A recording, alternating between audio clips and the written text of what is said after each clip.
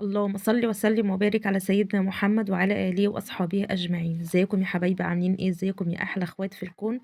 بحبكم في الله. أخباركم ايه؟ بتمنى يا رب ان انتوا تكونوا في أحسن صحة وأحسن حال وراحة بال. أول حاجة كده حبايبي، قبل ما أخش على الفيديو بتاعنا النهاردة، عايزة أقول لكم ان انتوا وحشتوني كتير كتير، والله بجد مفتقداكم. بقالي يجي 15 يوم كده ما نزلتش فيديوهات ولا بصور ولا بعمل أي حاجة الفترة اللي فاتت دي، اللي طبعا ظروف صحية كده، والحمد لله على كل حال. والحمد لله على كل اللي يجيبه ربنا. وعايزاكم بقى تسيبوا لي كومنت كده وتصلوا بيه على الحبيب المصطفى عليه أفضل الصلاة والسلام، وتشجعوني فضلا منكم وليس أمرا. ولو لسه أول مرة تشوفيني، أنا أختكم أم ملك، ودي قناتي، قناة وصفة في مطبخي مع ملوكة. وأهلا بيكم وأهلا بكل حبايب قلب الغاليين. يلا بقى نخش على الفيديو بتاعنا النهاردة. احنا هنعمل ايه النهاردة؟ هنعمل كشري زي ما انتم ما شايفين كده بالظبط. انا كنت مجهزة الحاجة قبليها، يعني منقية العدس ومنقية الحمص وغسلتهم كويس جدا، ورحت نقعاهم 3 ساعات، 3 ساعات مش اكتر. وبعدين رحت معلقة بقى عليهم الحمص والعدس زي ما انتم ما شايفين كده. الحمص باضيف عليه معلقة صغيرة كمون، وباضيف عليه معلقة كبيرة ملح، وباضيف ربع معلقة خل. ده كله على ايه؟ على يعني الحمص بتاعنا زي ما انتم ما شايفين كده. وبسيبه بقى يتسلق مع نفسه خالص. لو عايز مية بزوده مية من الكاتل المغلية. تمام كده. العدس بتاعنا انا طبعا قلت لكم ان انا غسلاه كويس جدا، عشان الميه بتاعته هستغلها ان انا هعمل بيها الرز. بتبقى طعمها جميله جدا. دي اول تركية على فكره يا جماعه. وبرضو علقت على الميه اللي هسلق فيها المكرونه. المكرونه بتاعتنا مشكله اسباجيتا ومقصوصه وكبيره شويه، بحطش فيها قلم. إحنا هنا طبعًا إيه، الكشري أنا باحب أعمله، يعني باخُش أعمله ما بياخدش معايا، عايزة أقول لكم ما بياخدش معايا ساعة، لو أنا مجهّزة حاجته زي ما أنا قُلت لكم الحُمُّص والعدس وكده، باكون يعني ما بياخدش ساعة بجد. ليه؟ البوتاجاز بسم الله ما شاء الله، زي ما أنتم شايفين بوتاجاز 5 عيون، يعني لو عايزة أنجز فيه هانجز. وطبعًا بتشغّلي ال3 عيون زي ما أنتِ ما شايفة كده، وبتنجزي يعني.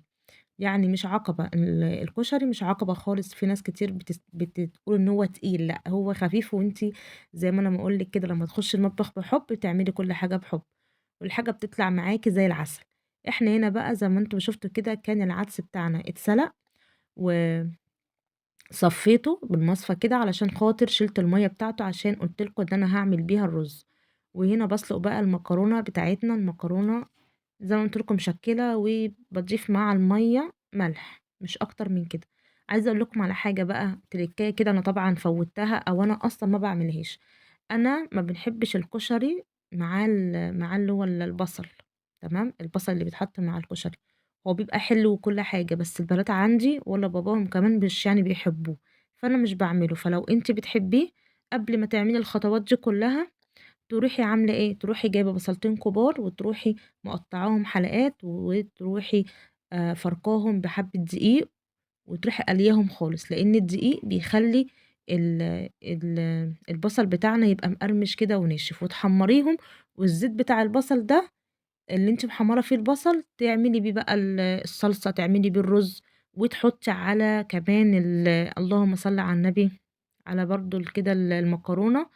بتخلّي طعم الكشري كمان طعمه حلو. بس أنا علشان خاطر أنا مش باعمل البصلة دي يا جماعة. يعني أنا باحبها، بس أنا طبعًا ما باحبش أعمل حاجة أنا باحبها خلاص ما باعملهاش، لإن ولادي مش بياكلوها.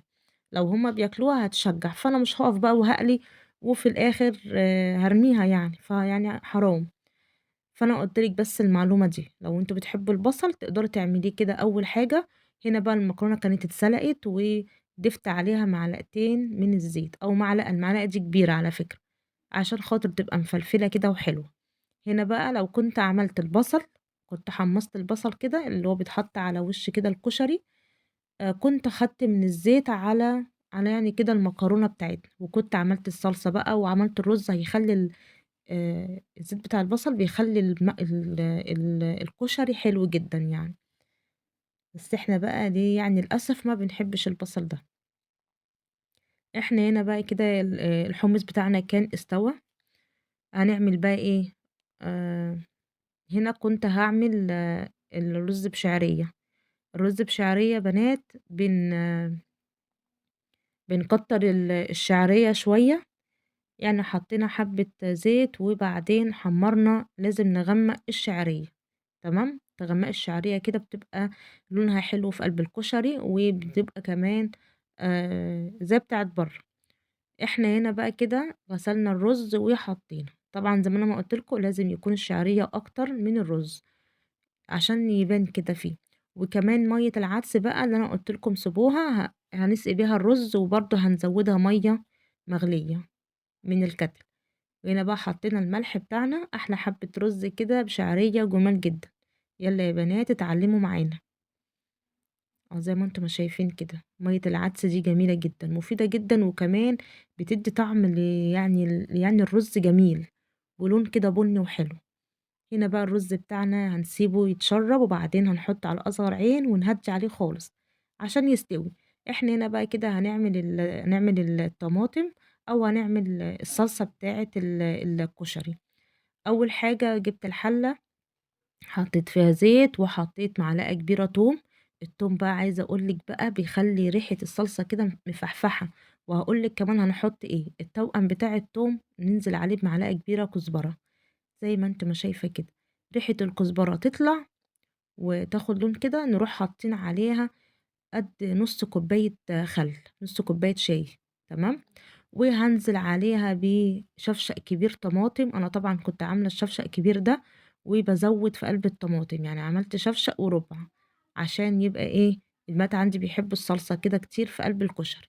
ونزلت بمعلقة كبيرة سكر عشان تعادل كده اللي هي الحموضة اللي في قلب كده الصلصة. وكنت نسيت احط بابريكا، رحت حاطه بقى معلقه كبيره بابريكا. وهنا كانت الصلصه بتاعتنا كانت خلاص يعني اتسبكت، طبعا ما تسيبهاش تسبك قوي. وضفت بقى كزبره، كمون، فلفل اسمر، شطه حسب الرغبه طبعا. كل المكونات دي مش اكتر من كده. وكده وحطيت الملح بتاعنا، ونسيب بقى تاخد غلوة. وبعدين هنسيبها دي كده الصلصة بتاعتنا جاهزة. يلا يا حبايبي اللي وصل معايا لحد هنا يصلي على الحبيب المصطفى عليه أفضل الصلاة والسلام، ويوحد الله ويسيب لي كده كومنت حلو. وما تنسيش تحط اللايك بتاعك الجميل. هنا بقى هنعمل الدقة، احلى حاجة في الكشري الدقة. الدقة بتاعتنا بنعملها ازاي؟ بحط بقى ايه، كمون، فلفل اسمر. وطبعا مش هقولك مقادير عشان المقادير حسب الكمية اللي انت هتعمليها، يعني انا حاطة معلقة كبيرة من الكزبرة والكمون والفلفل اسمر، وحاطة ذرة كيبة صيني، وحاطة شطة، وحطيت معلقة كبيرة توم. وعلى فكرة المية ديت مش مغلية خالص عشان محدش يفكر انها مغلية، لا، دي مَيّة كانت بردت يعني.